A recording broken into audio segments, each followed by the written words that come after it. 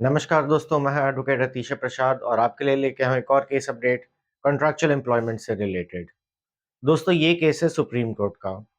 दोस्तों, अगर advertisement regular employment की हो, पूरे एडवर्टाइजमेंट में लिखे गए प्रोसीजर को फॉलो किया गया है, इंटरव्यू होती है, सिलेक्शन होता है, पर उसके बाद अगर कैंडिडेट को लेटर मिले वो रेगुलर अपॉइंटमेंट का नहीं कॉन्ट्रैक्चुअल अपॉइंटमेंट का हो, तो फिर ऐसे सिचुएशन में क्या किया जा सकता है? और आगे देखते हैं। मान लीजिए उस कैंडिडेट ने उस कॉन्ट्रैक्चुअल अपॉइंटमेंट के लेटर को एक्सेप्ट कर लिया, तो फिर इसके बाद क्या उस लेटर को वो चैलेंज करके रेगुलर अपॉइंटमेंट सीक कर सकता है? दोस्तों, इसी क्वेश्चन का जवाब आज के केस में सुप्रीम कोर्ट ने दिया है। तो बिना किसी देरी के समझते हैं आज के केस को। दोस्तों, इस केस में 3 पोस्ट के लिए एडवर्टाइजमेंट निकाली गई थी। प्रोफेसर, एसोसिएट प्रोफेसर और असिस्टेंट प्रोफेसर। दोस्तों, ये एडवर्टाइजमेंट कहता था कि ये रेगुलर एम्प्लॉयमेंट है। इस एडवर्टाइजमेंट को देख के पिटिशनर ने अप्लाई किया और 2013 में उनका सिलेक्शन भी हो गया। लेकिन जब सिलेक्शन के बाद उनको ऑफर लेटर मिला तो उसमें लिखा था कि ये कॉन्ट्रैक्चुअल अपॉइंटमेंट होगी आपकी। उस लेटर में ये भी लिखा था कि आपकी पेमेंट एक फिक्स सैलरी की होगी और आपको अगर ये टर्म्स सही लगते हैं तो आप एक्सेप्ट कर सकते हैं, नहीं तो आप इस कॉन्ट्रैक्ट को रिजेक्ट कर सकते हैं। दोस्तों, नौकरी की ज़रूरत तो सबको होती है और इसीलिए पिटिशनर ने उस कॉन्ट्रैक्ट को साइन कर दिया और कॉन्ट्रैक्चुअल अपॉइंटमेंट एक्सेप्ट कर ली। दोस्तों, इस केस में इनजस्टिस इतना था कि 11 कैंडिडेट्स को तो रेगुलर अपॉइंटमेंट दी गई थी। केवल 2 कैंडिडेट्स को कॉन्ट्रैक्चुअल अपॉइंटमेंट दी गई थी और इसका कोई रीज़न नहीं लिखा गया था। दोस्तों, इस केस में अपॉइंटमेंट के बाद इंस्टीट्यूट ने सारे पोस्ट कैंसिल कर दिए। जब कैंडिडेट्स ने कोर्ट को अप्रोच किया तो कोर्ट ने इस कैंसिलेशन को सेट असाइड किया और वापस से इंस्टीट्यूट को रीअसेस करने को कहा पूरे प्रोसीजर को। 2017 में कैंडिडेट को वापस से वही कॉन्ट्रैक्चुअल लेटर दिया गया और उनको कहा गया कि अगर आपको ज्वाइन करना है तो आप 21 दिन में एक्सेप्ट कीजिए, नहीं तो आप रिजेक्ट कर सकते हैं। दोस्तों, इस पॉइंट पे कैंडिडेट ने हाई कोर्ट को अप्रोच किया 2019 में ये कह के कि उनको रेगुलर अपॉइंटमेंट मिलनी चाहिए थी क्योंकि एडवर्टाइजमेंट रेगुलर अपॉइंटमेंट की थी और 11 कैंडिडेट्स का सिलेक्शन भी रेगुलर पोस्ट पे हुआ है। पर सिंगल बेंच ने इस मामले को डिसमिस कर दिया on the principle of estoppel. Division bench ने भी इस मामले को इसी ग्राउंड पे डिसमिस किया कि प्रिंसिपल ऑफ एस्टॉपेल अप्लाई करता है। अब दोस्तों, ये प्रिंसिपल ऑफ एस्टॉपेल होता क्या है? दोस्तों, principal of estoppel civil law का एक नियम है जो कि कहता है कि अगर आप कॉन्ट्रैक्ट में कोई चीज कहते हैं तो आप उससे दोबारा मुकर नहीं सकते हैं। सिंगल बेंच और डिवीजन बेंच का ये कहना था कि पेटिशनर ने जब कॉन्ट्रैक्चुअल अपॉइंटमेंट को एक्सेप्ट कर लिया विदाउट एनी प्रोटेस्ट, तो वापस वो उससे मुकर के रेगुलर अपॉइंटमेंट सीक नहीं कर सकता है। दोस्तों, मामला जब सुप्रीम कोर्ट गया तो सुप्रीम कोर्ट ने पेटिशनर को रिलीफ दी 3 ग्राउंड्स पे। दोस्तों, सबसे पहला पॉइंट सुप्रीम कोर्ट का कहना था कि अगर एडवर्टाइजमेंट रेगुलर पोस्ट की हो तो सिलेक्शन कमेटी के पास कोई अथॉरिटी नहीं होती है कि वो कॉन्ट्रैक्चुअल अपॉइंटमेंट कर सके।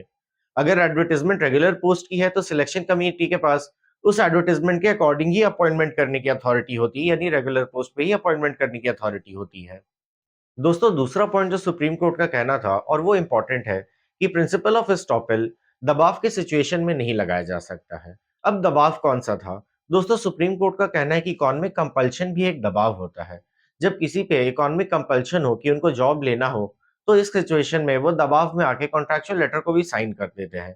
पर इसका ये मतलब नहीं कि वो कॉन्ट्रैक्चुअल लेटर के सारे टर्म्स को इन एसेंस अग्री कर रहे हैं। वो तो बस कंपल्शन के कारण साइन कर रहे हैं मजबूरी में। और दूसरी बात सुप्रीम कोर्ट का ये भी कहना था कि जब एडवर्टाइजमेंट ही रेगुलर पोस्ट की थी और आपका सिलेक्शन कमेटी का कॉन्ट्रैक्चुअल अपॉइंटमेंट में नियुक्त करना ही पेटेंटली इलीगल था, तो फिर ये कॉन्ट्रैक्चुअल लेटर ही स्टैंड नहीं करता है। यानी कि ये कॉन्ट्रैक्चुअल अपॉइंटमेंट का लेटर ही वॉइड होना चाहिए। और दोस्तों, तीसरा ग्राउंड सुप्रीम कोर्ट का पिटिशन को रिलीफ देने का ये था कि आर्टिकल 14 और 16 अगर एक साथ पढ़ा जाए कॉन्स्टिट्यूशन का, तो वो कहता है कि पब्लिक को equal opportunity in public appointment मिलनी चाहिए। जब एडवर्टाइजमेंट आप रेगुलर पोस्ट का दे रहे हैं तो वही कैंडिडेट्स अप्लाई करेंगे जिनको रेगुलर अपॉइंटमेंट सीक करना है। अब सिलेक्शन के बाद आप कुछ कैंडिडेट्स को रेगुलर अपॉइंटमेंट दे रहे हैं, कुछ कैंडिडेट्स को आप कॉन्ट्रैक्चुअल अपॉइंटमेंट दे रहे हैं विदाउट एनी राइम और रीजन, तो फिर ये एक भेदभाव है विदाउट एनी बेसिस और एक आर्बिट्री डिस्टिंक्शन है जो कि आर्टिकल 14 और 16 को वायलेट करता है। इनफैक्ट दोस्तों, इस केस में तो कोर्ट ने देखा कि 67 वैकेंसीज में केवल 32 वैकेंसीज भरी जा रही थी, फिर भी 2 कैंडिडेट्स को कॉन्ट्रैक्चुअल अपॉइंटमेंट दिया गया विदाउट एनी रीजन और ये भेदभाव का एक ग्राउंड है। तो दोस्तों, इस केस से हमारे क्या की टेकअवेज हैं? दोस्तों, इस केस से हमारा पहला की टेकअवे तो ये है कि अगर एडवर्टाइजमेंट रेगुलर अपॉइंटमेंट का हो तो सिलेक्शन कमेटी के पास कोई अथॉरिटी नहीं है कि वो उस रेगुलर अपॉइंटमेंट से लेफ्ट और राइट जा सकती है या कॉन्ट्रैक्चुअल अपॉइंटमेंट कर सकती है। उनको एडवर्टाइजमेंट के अकॉर्डिंग ही अपॉइंटमेंट करना होगा। दूसरा की टेक अवे ये है दोस्तों कि principal of estoppel economic compulsion के केसेस में नहीं अप्लाई करता है।